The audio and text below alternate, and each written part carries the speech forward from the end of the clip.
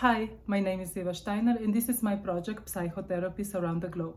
I am interviewing the psychotherapists around the world and asking them the same 8 questions.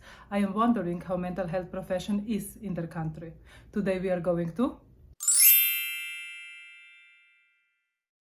Thank you for taking this time for doing this interview with me. Before we start, can you tell me a little bit about yourself? Thank you for inviting me. My name is Ani. I am from Armenia and I am a clinical psychologist and a psychotherapist.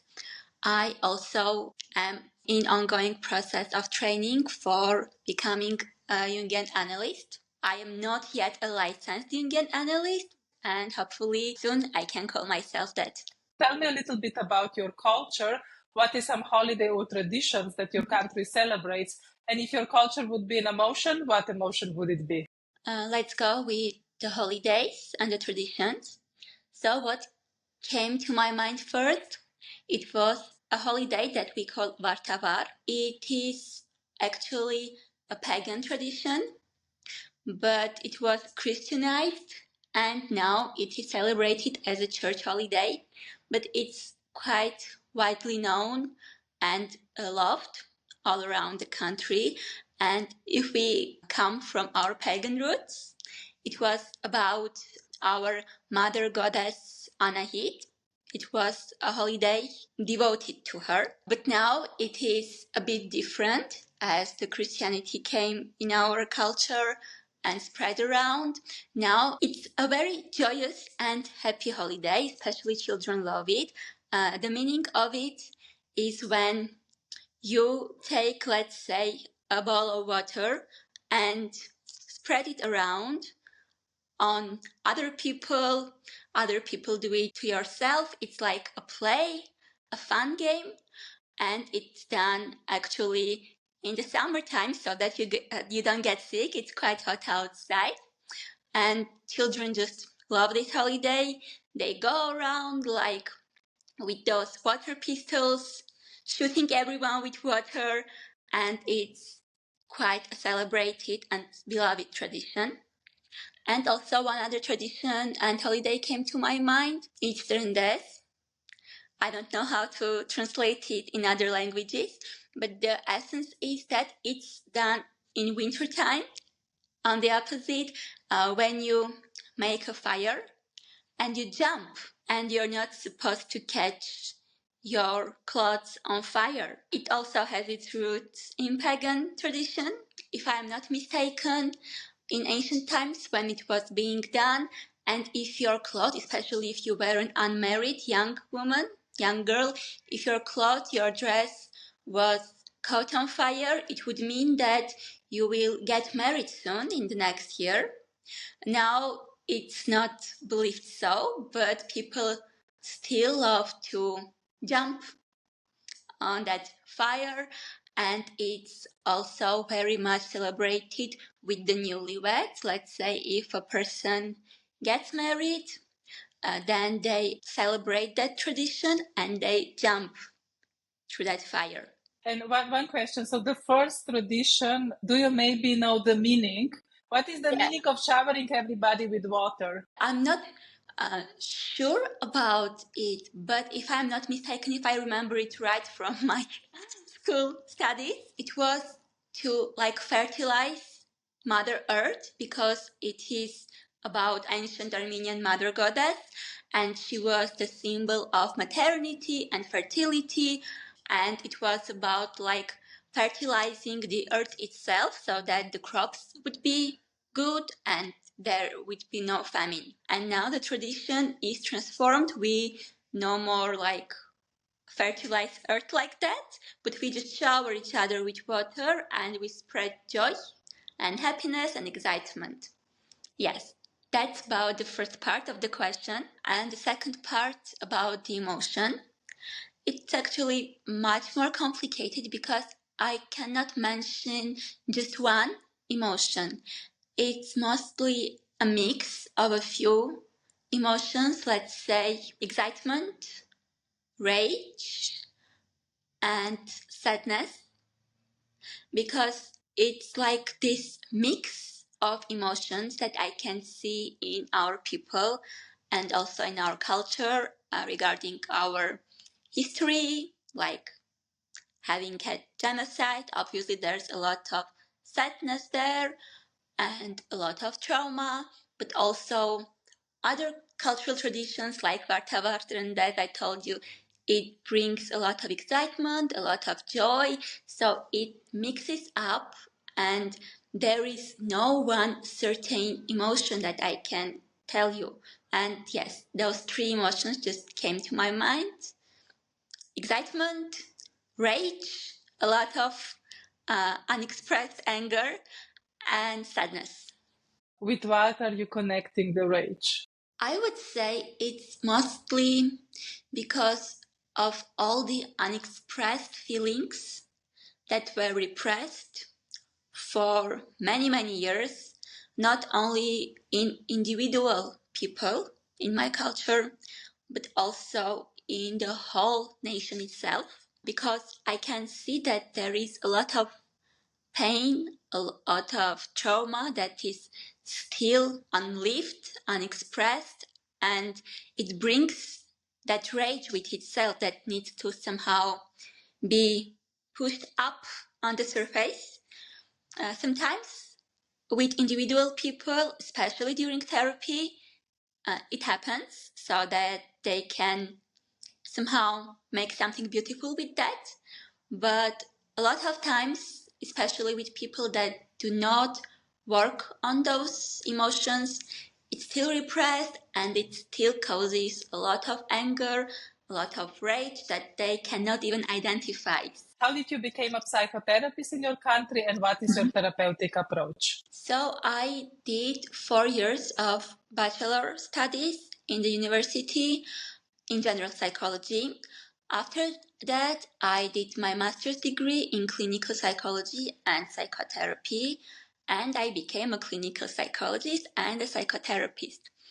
And as I mentioned earlier in the beginning, now I am doing this training to become licensed and certified Jungian analyst.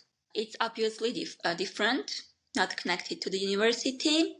It's like additional training. You can become a psychologist if you have done your 4 years of bachelor degree. And then if you want to become a psychotherapist, you will have to do your master's degree, especially in clinical psychology, because if you do your master's degree in something else, you can become a counselor, but you cannot be named a psychotherapist unless you undergo some additional trainings after graduation. Not sure if I understand you in general. So if I wanna, let's say that I am an economist, can I go directly to this master of psychotherapy and clinical psychology and then become a psychotherapist? Yes, you can apply if you have already your bachelorate at something else, economy or whatever. You will still have to apply. You will have to pass all the examinations and then do your master's degree, which is 1.5 years actually, and then you can become a clinical psychologist. Okay. And for the psychotherapist, can I go directly to, let's say, Jungian approach and become a Jungian psychotherapist, or do I need psychology? Oh no, that's not how it works in here. I am doing this training not with Armenian professionals because unfortunately there is still no such institution that can provide this additional education. I do it with Zurich University in Switzerland. They are certified to give you that license, and I'm doing this online training with them. In Armenia, we just started establishing all this culture, and there is an association of analytical psychologists in Armenia. I am a member of that, but it is still very new, and we obviously work towards getting to a point that we ourselves can have this institution that can provide such an education. But right now, at the moment, you will have to apply to other countries that have such institutions and can certify you. And is there any other psychotherapeutic approach besides psychoanalysis that you can get education in your country, or you always need to go outside?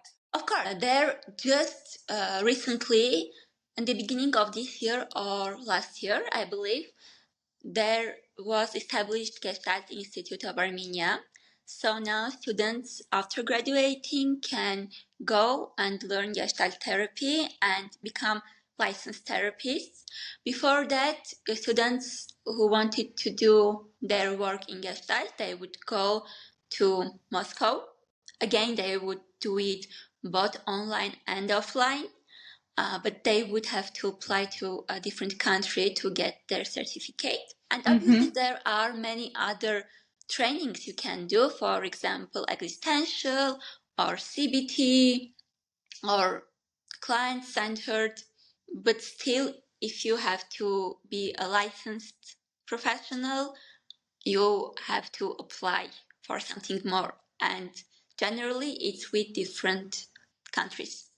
And can I, for example, just go into the Gestalt therapy and do their training, being approved by their institution? Can I work as a therapist in your country, or do I need to be a psychologist? I believe you have to first complete your education and get a degree and become a psychologist, and only after then you can apply to become a professional Gestalt therapist.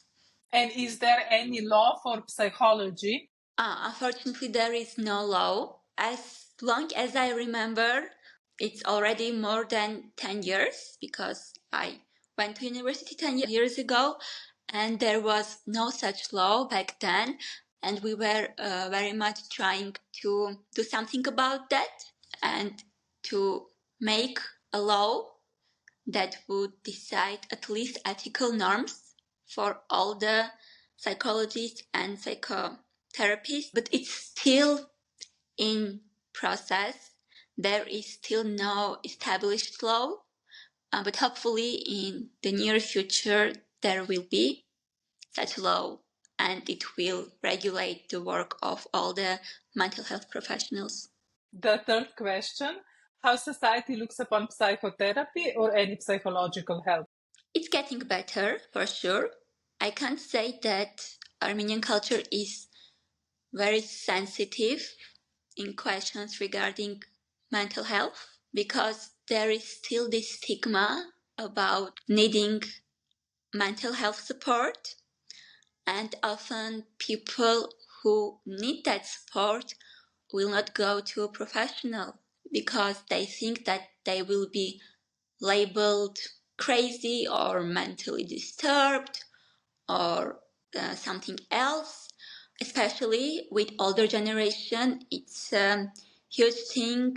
They just deny all the psychological support. They don't differentiate going to a psychologist and going to a medical professional who can provide some medications.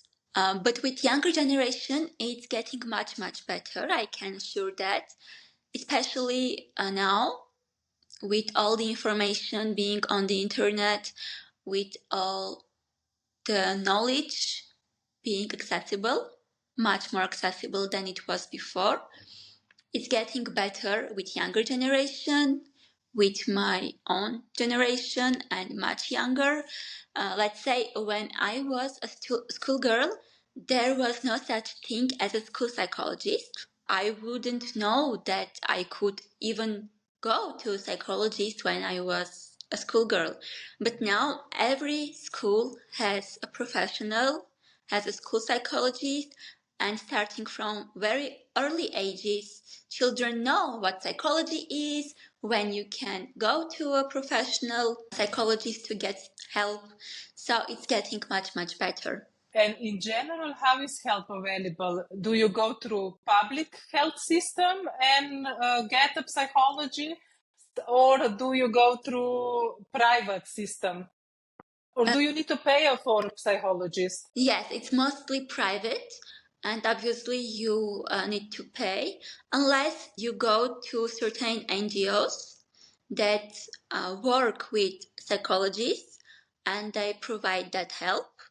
Then, if you are in some groups in need of help, you can have, I'm not sure if they will pay for all the process, but at least 10, 12 sessions you can have for free. You will not pay, the NGO will pay to the psychologist, and you can get support.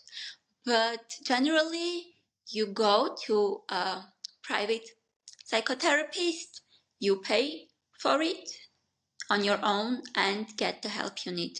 And how affordable is this for the general population? It differs really, because I know myself some professionals that charge too much, and the general public cannot afford that.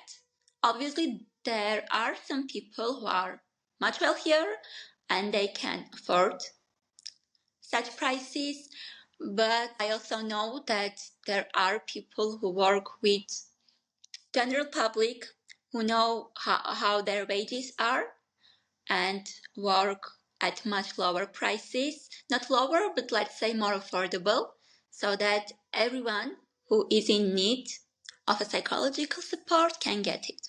It really differs. There is no one established Fee. yes, for it. It really differs. Okay, the fourth question. What is your society teaching about child-parent relationship, and whether this value of society also influence how you design your interventions as a therapist? In my country, parent and child relationship is held somewhat sacred, especially with older generation. Parents are seen as very respected, as revered figures who are very important in their child's life, and this continues throughout the years as a child grows. Their connection with their parents remains as strong as it was, and it actually has both good and not very good, I'd say negative sides, because the good side is you have this emotional connection which is very needed for a child in earlier years. But let's say it can sometimes be too much, get too strong, and in their adult lives, those people will not be able to somehow make themselves individual, different from their parents. Let's say in my culture, it is very common that people live with their parents up until they get married, like in their 30s, let's say, or late 20s. And even when they get married, it is common that the bride moves in with her husband's family, and there can be many generations. Let's say they can be there, their children can be there, babies, husband's parents, and sometimes even grandparents. So it's like an extended family. But now I can see that nuclear families are becoming more and more common, and young people really strive for independence and try to live on their own. But it's still very common to be in these very close relationships with your parents, however good or bad it might be. And if an adult client would come to you and say, I don't want to contact with my parents anymore, I don't want to see them anymore, how would you approach as a therapist, and how would society look upon such a request? Okay, I can say for sure that society will not approve of it, because as I mentioned, relationship with parents is viewed as something very special, even sacred, and no matter what, you are not supposed to want to leave them or stop seeing them. It's not generally accepted to speak about the problems that you have in your family. Let's say even if there is physical violence in the family towards the child. If it is not spoken about, the child has to live with that. And I understand that in their adult life they will want to cut the communication with such parents. If they come to me with such a request, I know that I will be there for my client no matter what they want to do with their life. I'll be there, I will support them, I will work with them to strengthen their personality, their core, to get the independence they need in a psychological manner. I know that it's not my place to decide for them for sure whether they need to stop seeing their parents at all or just move out and leave them. Let's say it's not accepted in society that you stop seeing your parents. They can label you as a bad son or a bad daughter, and they will talk bad things about you behind your back or even at your face. But if a client comes to me and is in need of a professional help, obviously I will give those services to them, no matter what their request is. In the end, they are the ones who make that choice, and if they just need someone to be with them while they make that choice, obviously I will provide that help and support. If I can apply my own experience to this, I had already an adult client who was in this very, very close connection to her parents. But it was suffocating for her. It was too much. And she was having all these symptoms, already physical symptoms, troubles with her sleep or some pains, and we understood in therapy sessions that it had something to do with her feeling suffocated by her parents because they were too much, they were too overprotective, and she just needed some space for herself that they were not providing. And unfortunately, those sessions stopped as soon as my client understood that she would need to address those questions and face her parents and talk to them and really state her point that I need some space. So I love you, I do not want to leave you, but I really need my space. And when she understood that she is still not ready to do that, we just stopped as she wished. And this is actually one set point that I can mention, that even when clients, because this was not the only time such a thing happened, when a client in therapy comes to a point of acknowledging and realizing that they might need some space from their parents, usually they will stop there because it is too scary to move on, too scary to face their parents, to talk loudly about their needs. I hope it will get better as information about mental health is spreading quickly and it's really getting very accessible now. I hope in near future it will change and let's say younger generation will not have to face such problems. But now it's still very much difficult topic. How it is to be in the session with the client, because the way I'm hearing you, it's maybe hard to talk against your parents or hard to point out maybe trauma or difficulties that you were experienced throughout your childhood or maybe even now. So how open are people that come to therapy, and especially you becoming a psychoanalyst? We always go back, we always go to the families. How open is the client to address maybe the pain that the parents' behavior caused them? Of course, it's difficult. Sometimes it needs a lot of time to get ready, even to verbalize such thoughts and emotions, even with your therapist. Just to say those things out loud takes a certain courage and readiness to talk about such things because, as I said, the culture here is very parent-centered and parents are very child-centered. So there is really this close connection, even interdependence. And speaking about such topics in therapy can be a challenge. It's often a struggle, both actually for the client and for the therapist. And I think it's obviously getting better, but we still, as a culture, need a lot of time to get there.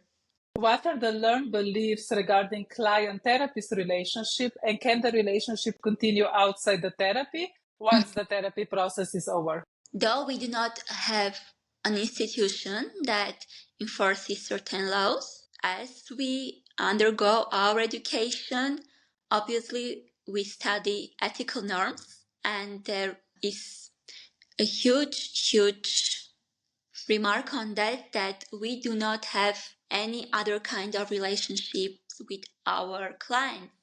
That's why we do not work as psychologists with our friends, with our relatives, our family members, or even neighbors, because there should not be any double kind of relationship.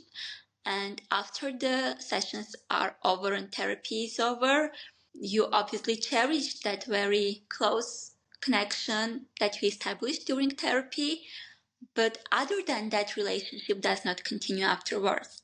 And this is the general approach of every mental health professional in Armenia, though I know certain instances when psychotherapists were not professional enough and they engaged themselves into different kinds of relationships with their former clients or just people they were working at the moment.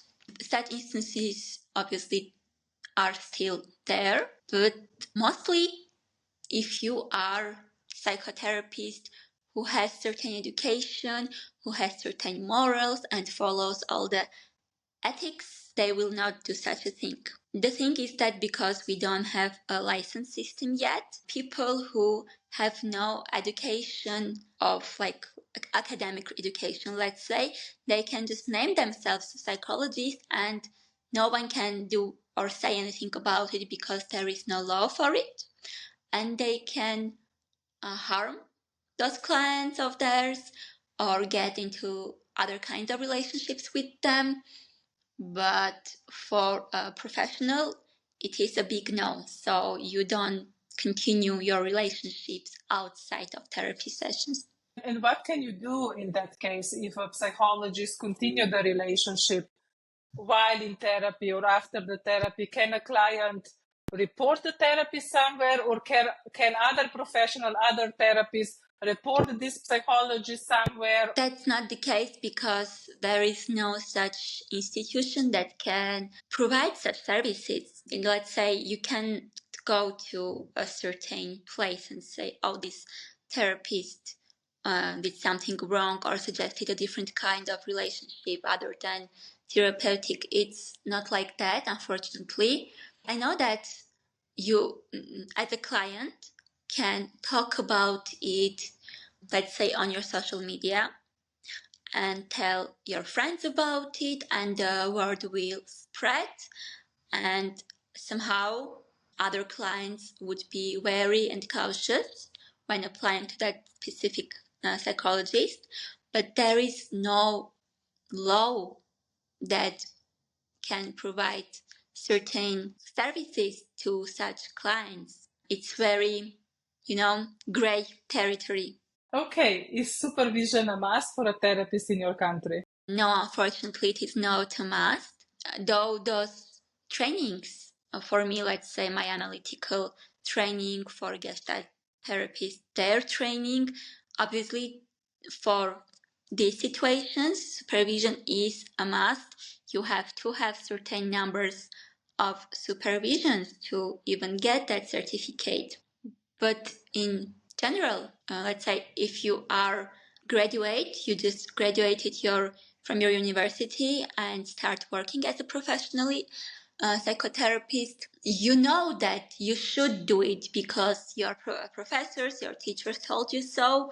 All the books you read told you should have a supervision, but no one can check on it, because there is no law. So it's very much left on your own consciousness. And if you have certain morals as a therapist, you will get those supervisions.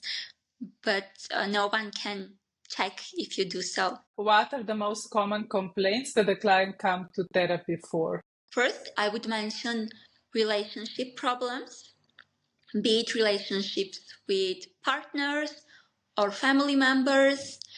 It's a very huge topic. On the second place, I would say it's some emotional difficulties expressing their emotions or having their certain boundaries as a person. It's also a big topic. Anxiety, depressive moods. Yes, such topics are like on top 3, I would say. And you were also at the beginning of our interview mentioning the collective trauma.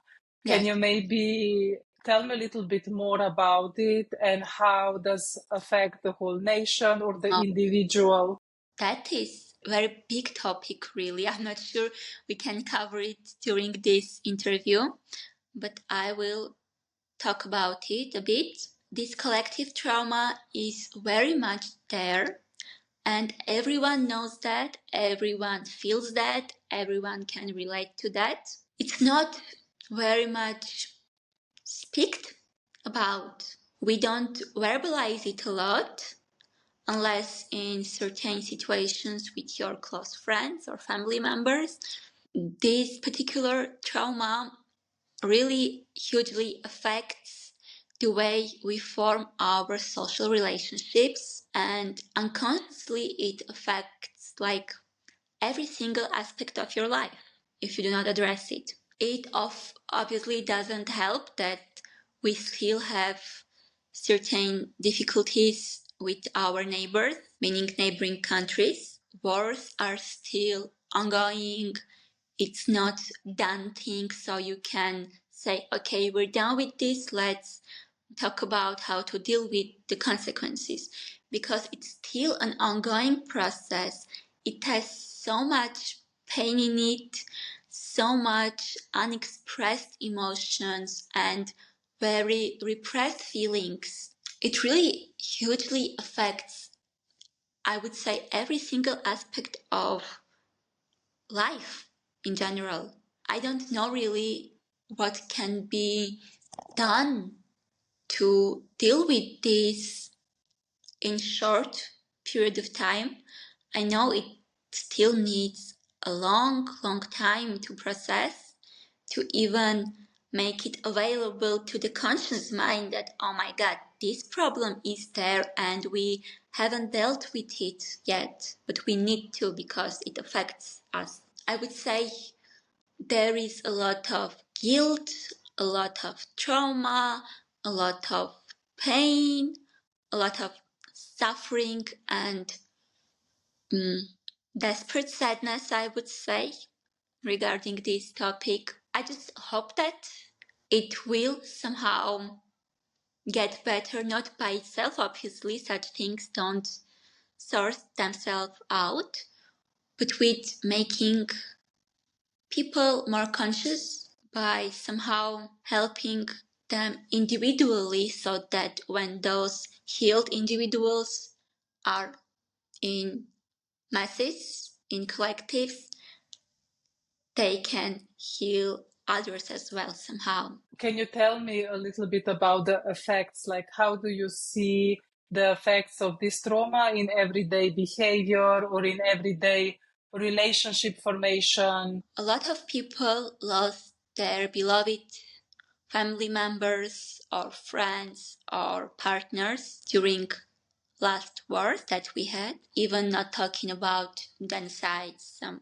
century ago, right? All that loss is still not mourned as it should be. It's still carried on, and it affects so much on how we view our daily life, on how we perceive our future, on how we plan our upcoming years, because there is no assurance that everything will be all right and you will not lose anyone else anymore. Because so many young, wonderful people, mostly male, and because of the war, they died, and that collective pain even doubled the collective trauma we had before. And it's still being carried on in our daily lives. It's still not healed, obviously. And individual people, obviously, they go to therapy, they try to deal with it somehow, they try to grieve and mourn their loss. But most part of those people who lost somebody dear to them, they still hold that pain inside and have no idea what to do with it. Or even if they know what to do with it, maybe they're still not ready to address it because it's still too painful, it's still too early, too soon. And the sad thing is that it wasn't just one huge collective trauma, meaning genocide of 1915, that my people had that horrible experience. It's not just that, so that we have only one thing to focus on. It's still ongoing wars that are happening.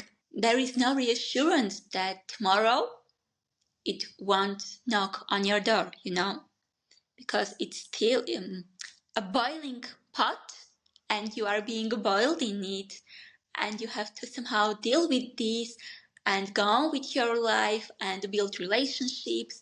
And if you build a relationship, you are not sure whether your partner will not go to work tomorrow, or your child will have two parents and a functioning family. So it's a complicated, very difficult topic really to talk about. If you would share one tool, belief, or approach that is a must-have for you as a therapist, what would that be? I would mention this approach of mine I have built as a professional throughout the years, that no matter what, no matter who I am talking to, no matter who or how my client is, or what they brought into therapy, I am 100% there for them and with them. It means that it doesn't matter what I'm struggling myself in my